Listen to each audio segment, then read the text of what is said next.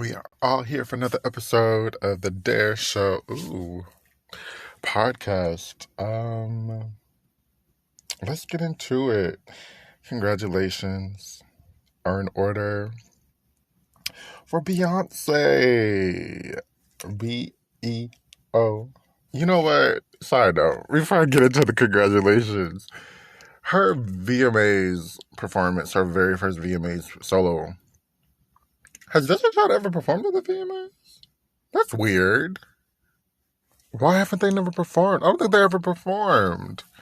Anyways, her first VMAs is like being retweeted every hour on the hour on Twitter. I don't know what just happened. I think allergies might be trying to creep up into me, and it's in almost full-blown effect at this point. I'm like, oh my gosh. I literally just sneezed twice.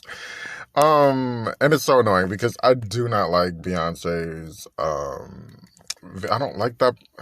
I think I don't like it I don't like it because of the costumes. That costume, like I said this in my thoughts on like her errors and stuff podcast episode. Like that top and it's like the fur and then like the red, it just doesn't look good. The hair was okay, but other than that, it's just like she's never used a handheld mic. I mean, a cordless mic before. Not a cordless, a Janet Jackson, Michael Jackson mic. I don't know what it's called, but she's never used one before since then, which is so funny and so interesting. Yeah. Like, the performance was cool. Just the fashion just turns it completely off for me. But anyways, Beyonce, congratulations. You are... Let me turn the light back on because I cannot read. You are nominated for a Daytime Emmy, her first Daytime Emmy. Congratulations for Outstanding Original Song for a series, which is, the series is Talks with Tina. Let me open this door to the side. Talks with Tina, her mother's Facebook show, which, like, I know it had like 3 episodes. After that, I don't know what happened to Talks with Tina, but I think she's gonna win. And not only do I think she's going, not only the reason why I think she's gonna win. One of the reasons why I think she's gonna win. One of the reasons why I don't think. What am I trying to say? The reason why I think she's gonna win. There's a reason why I think she's going to win. And then there's a reason why I think she's going to really win. The first reason why I think she's going to win is because I don't know who else is nominated. Like, nobody else. I can't find it anywhere. I can't find it on Wikipedia. I can't find it on the Emmys Award page. Website. I can't find it on Twitter. They've only announced that Beyonce is the only nominee for Outstanding Original Song for a series, and I have no idea who else is nominated. If you know who else is nominated, let me know, because I want to know. Secondly, I think she's gonna win this. I think she can win this. The song is really good. The song, is heartfelt, great vocals. The kids are in the background. I think she's gonna win this. So we'll see. Congratulations, B, on that. I'm surprised. Let me go see. I don't think Tina has said anything, which is funny. Like, girl, it's your show. Your show adjacently got a nomination for an Emmy, a Daytime Emmy. Miss Tina Noel's nothing. Mother's Day. Oh my God, that sneeze is really taking me out. It's fucking up with my hearing. Yeah, she hasn't said anything. Mother's Day, this just came out, right? Mother's Day was like the other day. Okay, so anyways, on to the next. So, I want to talk about Kelly Rowland. Oh shoot, I meant to bring up the receipts. No. So Kelly's been promoting, I believe, her new book, You With Me, Always, something, a child's book. I think it might be her second, maybe her first. Kelly has a lot of books. Kelly Rowland. She's been promoting her book, and I believe it. Like I said, it was a New York Times bestseller. I think I was trying to say that. I really know what just happened. Oh my goodness! So, it's a New York Times bestseller, and I'm blanking because that sneeze really just like fucked me up a little bit.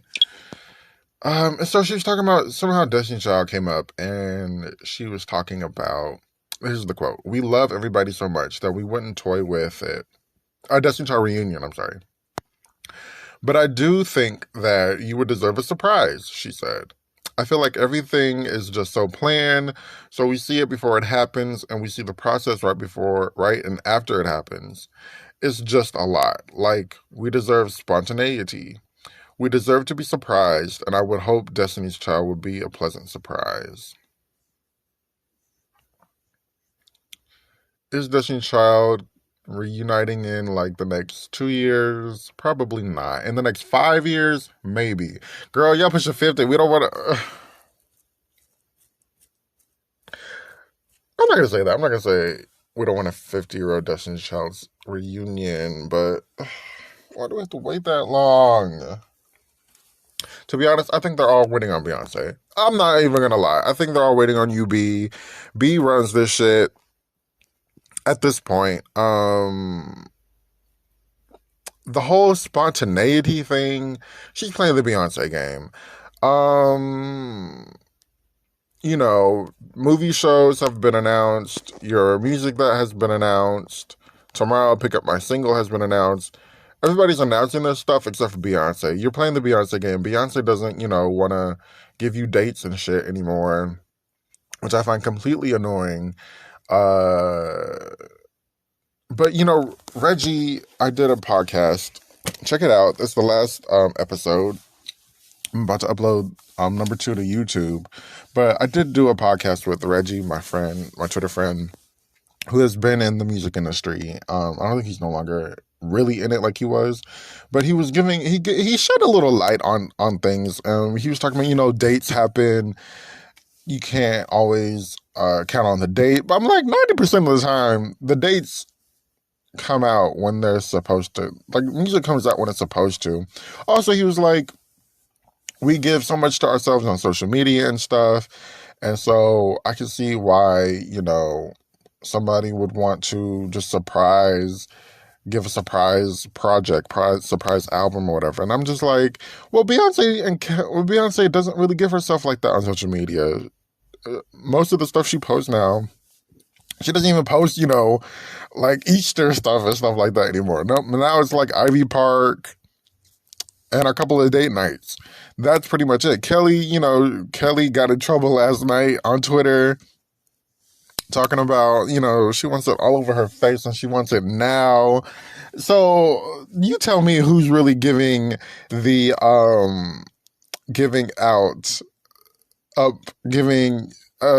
into their lives like that. Kelly or Beyonce? Michelle, I think she still is, or I think she's moved on, but initially she said she was hurt that Destiny Child disbanded so early because she was only with them for like 5 years at the most. So that was a little, shaking in her boots. 6 years, 6 years. She wasn't too happy with that. I think Destiny's Child, they're waiting on Beyonce. Like I said, Beyonce is in control. Beyonce has stuff she's trying to do solo-wise. She still is doing solo music. A Destiny Child reunion, yes. A Destiny Child album, I don't know if we're going to get that. I don't really care about a Destiny Child album. It'd be cool if they did it. I don't really care. I did not know Beyonce she's credited as a producer on all of the last Destiny Child album, Destiny Fulfilled. That just seems like it's such an end chapter. So I don't think they're actually going to make another album, but a tour we'll definitely see. But they're all waiting on her at this point. I think we all know that. I think that is the biggest elephant in the room. We're waiting on UB. Kelly, I don't know really what Kelly's doing besides sponsored ads and these books and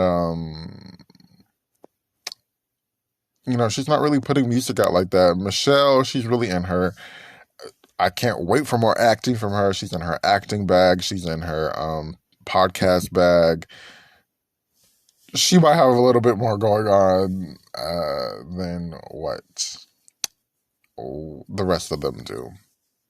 Also, I think they said Kelly was like she was open to a Destiny Child for the original group, Latavia, Latoya, Beyonce, and Kelly. That would be cute. Maybe like an awards show moment. That would be really cute. Split up the singing. Like, we get it, Beyonce was a singer. This was what made her, but I don't want to see Beyonce singing when the other women can sing also. Like, split up the singing.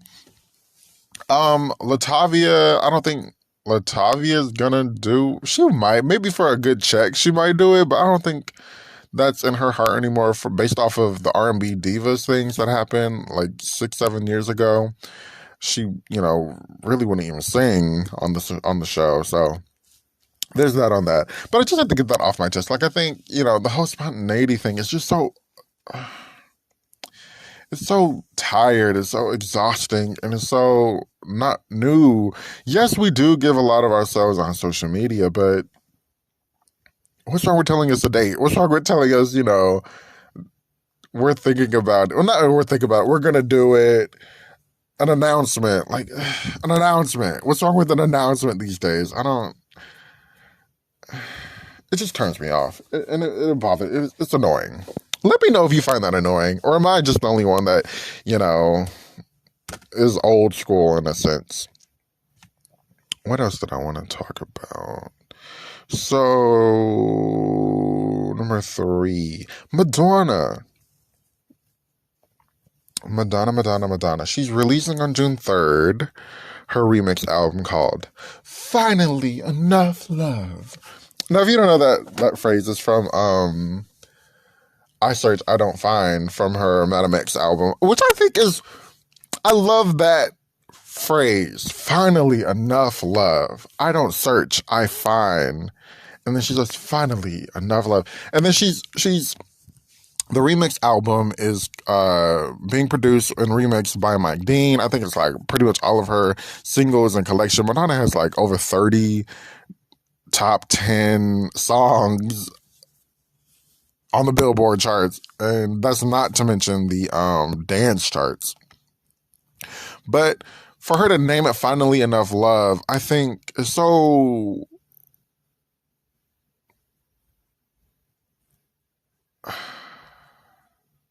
not in a bad way. I'm trying to think of like the words. It's so positive. It's so beautiful. And I feel like it's a summary. It sums up her musical collection. Finally Enough Love. Here's all the love I have to give out to all you, to the world, to all of everybody.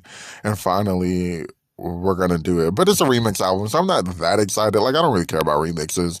But unlike Mariah, the Mariah Report, they were talking about this last week, and they were like, well, Mariah did it first in like 2001 or something like that, or 2000.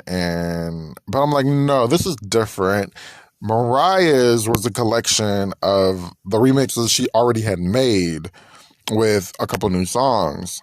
This is, completely new remixes by Mike Dean. I think they've been working on this for like a year now or months now in the making.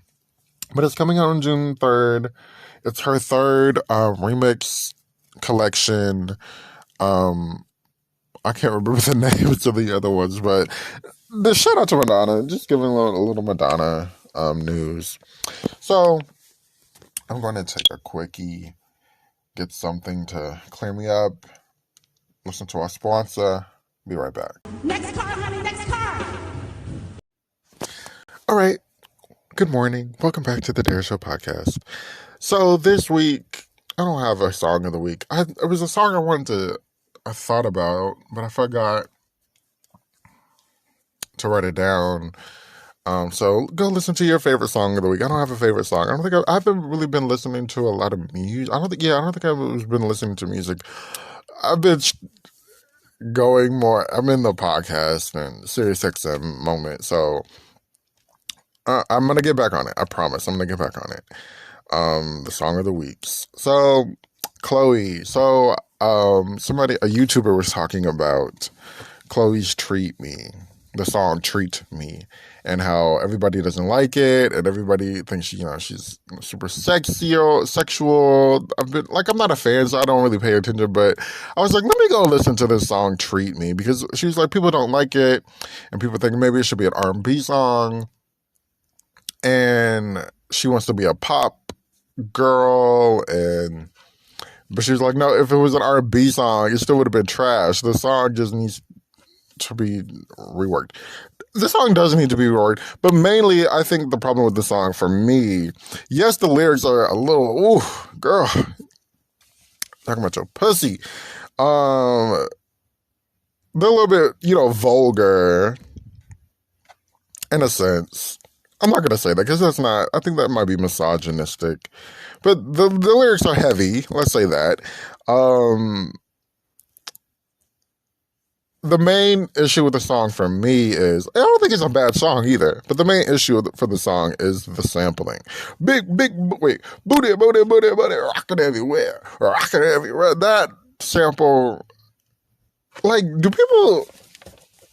you do things for money or do you do things like? Nah, I don't think, this song is gonna fit with that song. My song is gonna fit with this song, so I'm not gonna clear this sample. Do you say that, or do you just be like, girl, my light bill's due, let me get her to clear this sample? Go ahead, clear the sample. Clear the sample, Craig, my lawyer. Like, do you say that, or like, I'm so confused.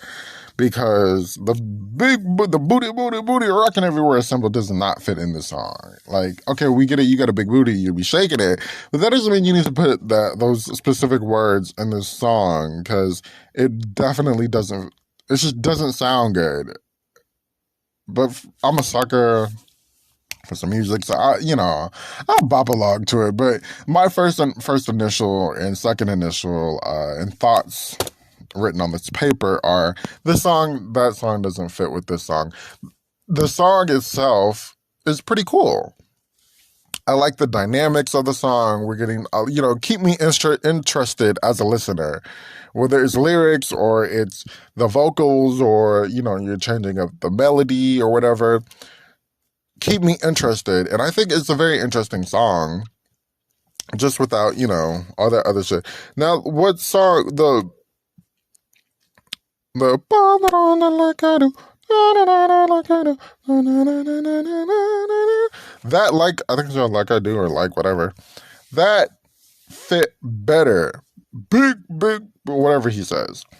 Like I was talking with Reggie again. Go listen to that episode because I'm so sick of these fucking samples and interpolations, and it's not creative anymore. It's just like we're just putting this and then putting that, and it's just like, okay, let's just steal this chorus and write a new verse, and it's just like it's not interesting anymore. It's not exciting anymore. It's not creative anymore. The sampling in music these days is just not creative anymore, and it's sad to hear because that fit a little bit better. And even though I don't think it was necessarily a specific sample, but like this, that feeling of like you sound like you're sampling something or you're creating like this like hip hop type situation song and mixing it together with this R&B music. Like it's really great. It's really great. What else do I want to say? Keep me interested. If she wants to be a pop star, I think she needs to switch it up and give us a ballad. Give us like a piano and you singing. Because I don't think there's a lot of ballads around, except for, Olivia, that driver's license song is pretty ballady. It's a mid-tempo ballad. That one song from, what's her name? The Blonde Girl, Billie Eilish. I think her first single was like a ballad. Her first single from the recent stuff was like a ballad. But yeah, I think she should go into a ballad. and not do so much pop dance, even though that is sort of the craze, Dula and whoever else is popping or like and dropping on the dance floor, on the dance charts. Whoever else is doing it, I think she needs to do a ballad. Definitely. Her pronunciation is hilarious. I was watching something and she does like these covers with like a microphone. It's awkward and not necessarily pleasing to the ears, but she was like niggas. And it's like, why is she singing that like that? Also, I came across her Nina Simone. Like, I'm not a fan, but I somehow been, come across some of these performances and things, and just, let me watch it, just to watch it and see what the hype is about. And that Nina Simone, feeling good perform, or not Nina Simone. I just like I remember everybody talking about like joking about Nina Simone, and she was like dancing and grinding and pop locking and dropping it on the stage and singing "Feeling Good," and it's like, oh wow, that's how you interpret this song. All right, that's a new one, baby. That's a new one for me. I want some fries. I don't know what I'm gonna eat. I want to go to this chicken and fish place, but I don't want any salty fish, and that's what a review said. A couple of reviews said this fish is salty. And I'm like, I'm not trying to eat no salty fish, but I'm hungry. I'm getting hungry. I just woke up from like a power nap that 2 sneezes took me out. I'm getting hungry. I have a yogurt in the freezer, but you get on. I like it a certain temperature. Like it's frozen now, and I think if I thought it's not going to be that. The texture is going to be off. Ugh. I want some. Maybe I want some. I want a burger, but I don't know where to get a good burger. I kind of want to go to Dairy Queen and get like a ice cream and then a burger. Cause those commercials, they be fooling us. I'd be like, oh, that looks so good. And then I go there and it's like, I'm getting hungry. So I need to hurry up and wrap it up and go. What's next? Gladys Knight. So Gladys Knight, I don't know when this interview came out, but this Gladys Knight interview had been trolling around on Twitter. And she was talking, I loved it. She was talking about singing and singing live. So she was like, when we were singing live, me, Gladys Knight, and the Pips, we would sing live, and we do, if you're good, you do like 7 shows a day. Well, me being a new singer, by the second show, my voice was shot. So they were like, girl, I guess the owners of the Apollo Theater or whatever team was around here. They were like, okay, we need to. I love that they came and helped her. They were like, they gave her advice. It's like nurturing a family and nurturing talent and creatives. It's just a beautiful story. Let me finish the story though. So she's like, they came in and were like, you need to lower the key because first of all, they had you singing way too high, giving your excitement and giving the song flair. You're singing higher than your key is. So this is your key. You need to sing lower, a key lower in the songs that you sing so your voice won't be being shot by the second show. She's like, I'm a soul singer. I give all that I give on stage. I'm like, damn, by the second show, your voice is going like that. But okay, anyways,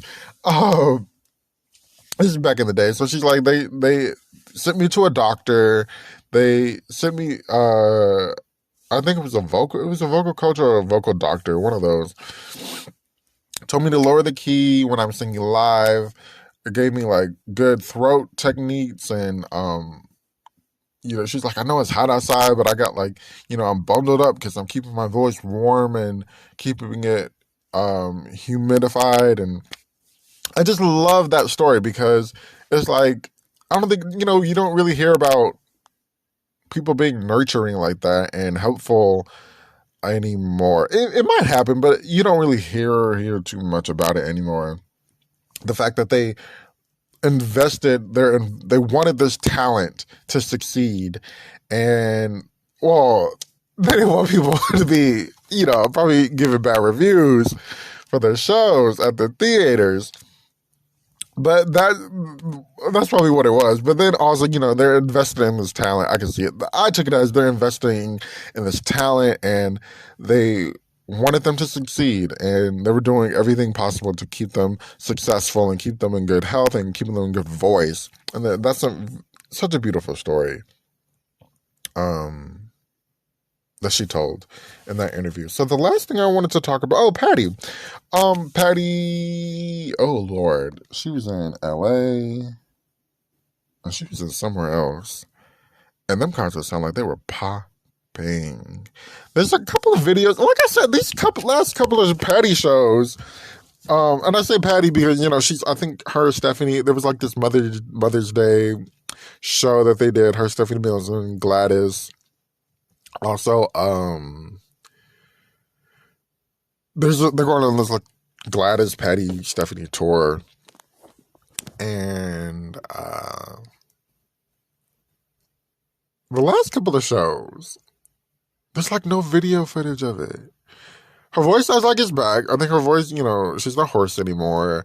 Her energy seemed crazy. There's two different videos of her dancing. One to California Love. I posted it on the YouTube, the Dare Show podcast. It's like clips on YouTube. Her with the cup in her hand, popping and locking on stage. And then there's the other one. I'm forgetting the song.